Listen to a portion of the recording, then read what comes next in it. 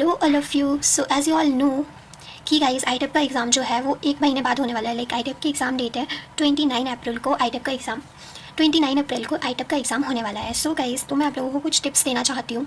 तो गाइस पहली बात तो ये है कि मैं इस वीडियो में एक आर्य अजमेर वाली लड़की से भी बात करके मैं आपको उससे भी मैंने बहुत सारी चीज़ें पूछी हैं जो शायद आपके लिए हेल्पफुल हो सकती हैं। एंड गाइस मैंने एक IITian से भी बात की है जिसका NCET आईटेप के थ्रू एडमिशन हुआ था, तो मैंने उससे भी कुछ टिप्स मांगी थी। तो गाइस मैं आपको पहले स्टार्टिंग में बता देती हूँ कि देखो गाइस आपके पास अभी ज़्यादा टाइम नहीं है। बाय द वे आपका एग्ज़ाम 29 अप्रैल को है। लाइक आप 1 मंथ का मान सकते हो कि आपका 1 मंथ जो है वो बचा हुआ है एग्ज़ाम के लिए। तो ये अभी आप ये मत सोच के रखना कि बहुत ज़्यादा टाइम है। हाँ ज़्यादा टाइम है पर इतना भी ज़्यादा टाइम नहीं है। बट आप लोग बहुत ज़्यादा लकी हो जो आप लोगों को इतना ज़्यादा टाइम मिला हुआ है, प्लस आपके पास PYQs हैं। आप बहुत ज़्यादा लकी हो क्योंकि हम अगर कंपेयर करें जब हम लोगों ने 2023 में एग्ज़ाम दिया था, लिटरली बता रही हूँ, जब हमने 2023 में एग्ज़ाम दिया था तब हमारे पास कोई भी लाइक ज़्यादा रिसोर्सेज नहीं थे, ना ही हमारे पास कोई PYQs थे क्योंकि फ़र्स्ट टाइम एग्ज़ाम होना था। और हमें 3 दिन पहले हमें अपनी एग्ज़ाम की डेट पता चली थी और आपको लिटरली 1-2 महीने पहले आपको एग्ज़ाम की डेट पता चल रही है। तो ऑफकोर्स आप बहुत ज़्यादा इस चीज़ में लकी हो। ठीक है, इस बात में आप अपने आप को लकी मानो। तो गाइस NCET आईटेप 2025 की बात करता हूँ। तो इसमें हमें क्या क्या सेक्शन 1 जो होगा हमारा उसमें हमें मतलब हर सेक्शन में डिवाइडेड रहता है। सेक्शन 1 में आपको 2 लैंग्वेजेस मिलेंगी। तो पहली बात तो हम ये करते हैं कि हमें बस इसमें हम सबसे पहले स्टार्टिंग किससे करें, डोमेन से करें, लैंग्वेज से करें, जनरल टेस्ट से करें, टीचिंग एप्टीट्यूड से करें। हम स्टार्टिंग किससे करें, कुछ समझ नहीं आ रहा है, सब कुछ मिक्सड अप हो रहा है, तो कुछ भी मिक्सड अप मत करो। लाइक गाइस डोमेन आप अलग से ना ही पढ़ें तो बेटर है। डोमेन आप अपना प्रीवियस जो भी आपने पढ़ा है 12th में उसको रिवाइज़ कर लें, सिलेबस को देखें और रिवाइज़ करें। ये नहीं कि आप ये हो जाए कि फिर हम स्टार्टिंग से 12th भी पढ़ना स्टार्ट कर दें। भाई 12th अगर तुम अभी पढ़ने बैठ जाओगे तो बहुत कम टाइम बचेगा ना। ऑफकोर्स आपने बोर्ड एग्जाम्स दिए हैं तो आपके 12th के कॉन्सेप्ट आपको क्लियर होंगे, तो आप उन चीज़ों को रिवाइज करो और PYQ सॉल्व करो जिससे आपको क्वेश्चन के पैटर्न पता चले। इतना इनफ है। आप बस डोमेन में रिवाइज और अपने PYQs को एक बार अच्छे से PYQ सॉल्व कर लो, बस इतना काफ़ी है। उससे ज़्यादा कुछ करने की ज़रूरत नहीं है। क्वेश्चन प्रैक्टिस करो, हो जाएगा। ठीक है, अब अलग से 12th का लेके मत बैठ जाना कि भाई अब हम 12th का ये चैप्टर उठाए अब शुरू से उसको भी करने लगे। भाई क्यों आपको फिर से 12th की चीज़ें सारी स्टार्ट करनी है जब आप उस चीज़ को पढ़ चुके हो। आप रिवाइज़ करो, आपके पास अच्छे नोट्स हैं, आपके पास खुद के नोट्स हैं जो आपने 12th में बनाए हैं। आपको इधर उधर नोट्स के लिए नहीं, आपके पास खुद के नोट्स हैं 12th के, आप उससे अच्छे से प्रिपेयर कर सकते हो। ठीक है, इसके बाद है लैंग्वेज। तो लैंग्वेज में क्या करना है, लैंग्वेज में आपने ग्रामर वगैरह कंप्लीट कर लेना। ठीक है, आपके पास 2 लैंग्वेजेस हो सकती है। कुछ लोगों ने जैसे English language and plus language, English का लैंग्वेज कम्युनिकेशन ले लिया होगा, English communication and English literature वाला ले लिया होगा पोर्शन। तो 2 उन्होंने एक ही लैंग्वेज ले ली होगी, तो उसमें ज़्यादा दिक्कत नहीं आएगा। फिर आप इंग्लिश को ही अच्छे से कवर कर लो तो वो लैंग्वेज के साथ साथ आपका कम्युनिकेशन भी कवर हो जाएगा क्योंकि कुछ टॉपिक्स मिलते जुलते हैं। लेकिन फिर भी आप कम्युनिकेशन के भी कुछ वीडियोज़ देख के चले जाना। मैं ये बोल रही हूँ कि आप लोग बोलते हो कि कोई भी रिसोर्सेज प्रोवाइड नहीं है, ऐसा नहीं है। अगर आप अभी लैंग्वेज के लिए यूट्यूब में सर्च करोगे तो आपको अच्छी खासी चीज़ें मिल जाएंगी। और येस गाइस, अब हम बात करते हैं जनरल टेस्ट की। तो भाई सब लोग कंफ्यूज रहते हैं जनरल टेस्ट के, कुछ भी नहीं है, नहीं है रिसोर्सेज, कुछ नहीं है। कहाँ रिसोर्सेज नहीं है, एक बार सर्च करके तो देखो, सर्च करके तो देखो। अगर अभी आप यूट्यूब पे सीधा सर्च करोगे CUET के लिए जो जनरल टेस्ट होता है ना, सब वही टॉपिक्स हैं, आप उसको ही कवर कर लो। CUET के जनरल टेस्ट के टॉपिक को भी आप कवर कर लेते हो तो आपका पूरा यहाँ का कवर हो जाता है। अच्छे खासी सीरीज़ चली हुई है, उनकी प्लेलिस्ट बनी हुई है जिसमें 50-60 वीडियोज़ हैं, एक एक टॉपिक को कवर कराया है उन्होंने। मैंने खुद देखा है सर्च करके। ये तो मत ही बोलो कि रिसोर्सेज नहीं है। आप जिसको पढ़ना होता है ना भाई, आजकल यूट्यूब में सब कुछ प्रोवाइडेड रहता है। आप टॉपिक सर्च करो, मिल जाएगा। ठीक है, इसमें आपको इधर उधर जाने की ज़रूरत नहीं है। और टीचिंग एप्टीट्यूड की भी एक मैम ने वीडियोस बना के रखी हुई है टीचिंग एप्टीट्यूड की, तो उससे भी आप कवर कर सकते हो। टीचिंग एप्टीट्यूड में इतना ज़्यादा मत फोकस करना क्योंकि टीचिंग एप्टीट्यूड ईजी आता है, इतना ज़्यादा टफ नहीं होता। मेरे हिसाब से आप टीचिंग एप्टीट्यूड ईजिली कर सकते हो क्योंकि मैं लिटरली बता रही हूँ, मैंने जब अपने टाइम पर एग्ज़ाम दिया था तब का बता रही हूँ, तो मैंने टीचिंग एप्टीट्यूड के लिए इतना ज़्यादा कुछ नहीं किया था एंड टीचिंग एप्टीट्यूड में ही मेरे सबसे ज़्यादा नंबर आए थे। तो ये है कि टीचिंग एप्टीट्यूड जो होता है ना वो इजी ही आता है, इतना ज़्यादा टफ नहीं आता। पैसेजेस के क्वेश्चन पैसेज में ही आंसर मिल जाता है भाई। अब इससे इजी आपके लिए वो क्या ही कर सकते हैं। ठीक है, एंड इसके बाद गाइस मैं एक चीज़ आपको बताना चाहती थी कि लाइक मैंने किससे बात की, किससे बात नहीं की। मैंने और लोगों से टिप्स मांगी कि आपको कैसे तरीके से स्टडीज़ करना चाहिए। तो फर्स्टली मैं आपको एक चीज़ शो करना चाहती हूँ गाइस। तो देखो नीचे जाना तो ऊपर पहुँच गई।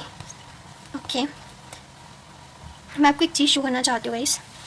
ठीक है, तो गाइस जैसा कि आप देख सकते हो ये आर्य अजमेर की मतलब जो आर्य अजमेर में जो भी सिलेक्शन हुए थे आईटेप में केमिस्ट्री के लिए BSc B.Ed कोर्स के लिए, तो उसकी लिस्ट निकली थी, प्रोविजनल लिस्ट निकली थी। तो उसमें गाइस वैकेंट सीट थी। ठीक है, तो लाइक मेरा जो नाम है इसमें आप देख सकते हो 3rd नंबर पे मेरा नाम है, ये 3rd नंबर पे मेरा नेम है। मैंने आर्य अजमेर में एडमिशन नहीं लिया था क्योंकि उसी दिन काउंसलिंग मेरे यहाँ पे जो सेंट्रल यूनिवर्सिटी वो थोड़ा पास पड़ रहा था, लाइक 300 किलोमीटर्स के करीब पड़ रहा था, तो मैंने यहाँ आके एडमिशन ले लिया था, जबकि सेम डे पे ही काउंसलिंग थी। बट मैं आपको इतना बता रही हूँ, आप कभी भी ऐसा मत करना कि कभी भी जो वैकेंट सीट रहती हैं कि आप उन वैकेंट सीट को छोड़ दो। लाइक देखो यहाँ पे 2 वैकेंट सीट है, तो ऑफकोर्स ये ज़रूरी नहीं है कि दोनों लोग एडमिशन ले लेंगी, इनमें से एक ना एक कोई तो होगा जो एडमिशन नहीं लेगा, ज़रूरी नहीं है कि सब एडमिशन ले लेंगे। तो मुझे जाना चाहिए था, मेरा 3rd नंबर पर नाम था एंड 2 सीट्स थी, तो ऑफकोर्स यहाँ पे मेरा ऑफकोर्स हो सकता था, ठीक है। ये मेरी सबसे बड़ी गलती थी कि मैं यहाँ पे नहीं गई थी काउंसलिंग में। बट मैं आपको ये बताना चाहती हूँ कि ये जो लड़की थी, जो यहाँ पे इसका नाम है शुभी नामदेव करके, इसने पहले NIT में एडमिशन लिया था, तो NIT वारंगल में इसने एडमिशन लिया था। दैन उसको वहाँ पे नहीं लेना था एडमिशन, उसे RI पसंद था, मतलब उसके घर के पास RI पड़ता था, घर के ज़्यादा पास तो नहीं, पर फिर भी लाइक जितना उसको NIT वारंगल पड़ता था 4 दिन बाद वो पहुँचती थी, उतना नहीं पड़ता था। So she taken admission in RI Ajmer. तो यहाँ पे उसका यहाँ पे नाम था शुभी नामदेव करके, ठीक है। तो उसने RI अजमेर में एडमिशन ले लिया था एंड गाइस RI अजमेर में उसने एडमिशन लिया था, तो मैं आपको उसकी वॉइस कॉल सुना सकती हूँ, उसने क्या क्या कैसे कैसे उसने तैयारी की, तो आप उसको सुन सकते हो। हेलो हेलो हेलो, आवाज़ आ रही है? हेलो। हाँ शुभी, तो आप बताओ कुछ टिप्स वगैरह ITIP के लिए, मतलब कैसे बच्चे और अच्छे तरीके से पढ़ाई कर सकते हैं, कुछ टिप्स। लाइक 1 मंथ बाद एग्ज़ाम है ना ITIP का, इसलिए।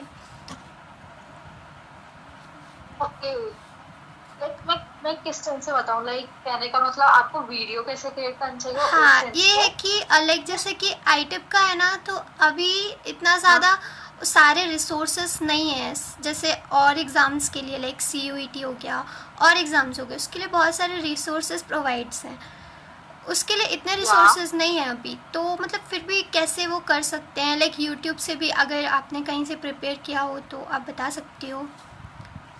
यार फॉर श्योर, लाइक देखो सबसे पहले तो हमारे लिए जो जरूरी है वो है कि हमें कुछ प्लानिंग और प्रिपरेशन पहले से करके रखनी चाहिए। Like we are got with the syllabus हमको ऑलरेडी वेबसाइट में अपलोड है।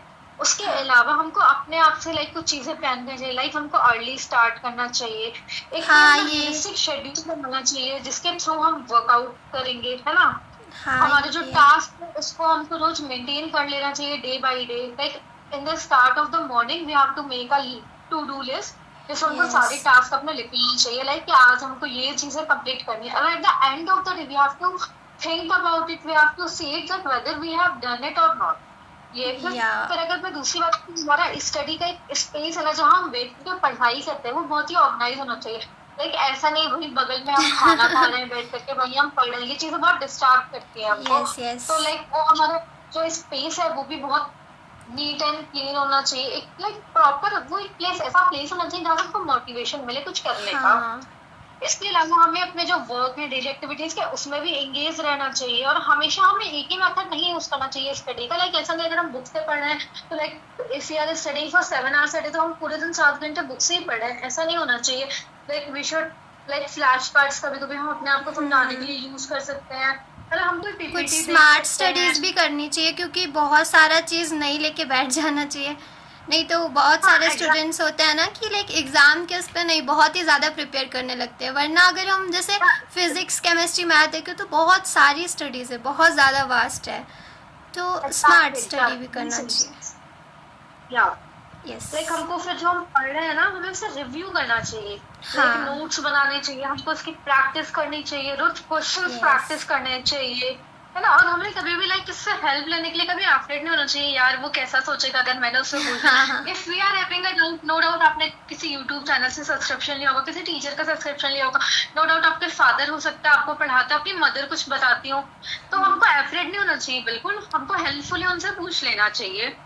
हमें Yeah. स्टडी के लिए कुछ लाइक ग्रुप बना लेना चाहिए। अगर मैं अपनी बात करूँ तो हम तो ग्रुप से पढ़ाई करते हैं, लाइक मेरे से ग्रुप पे पढ़ाई बहुत अच्छे से हो जाती है, हम ग्रुप में हाँ पढ़ाई करते थे, हम डाउट्स भी divide कर सॉल्व हो लेते थे। जाते थे, क्योंकि किसी किसी का एक कॉन्सेप्ट बहुत ज़्यादा ही क्लियर रहता है, तो वो भी पता चल Exactly, जाता है। exactly.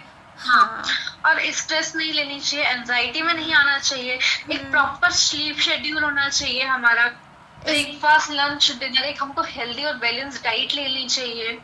And one thing more है हमें क्वेश्चन पेपर्स की रोज प्रैक्टिस करते रहना हाँ, चाहिए, और जैसे PYQs भी है वगैरह। ना वही।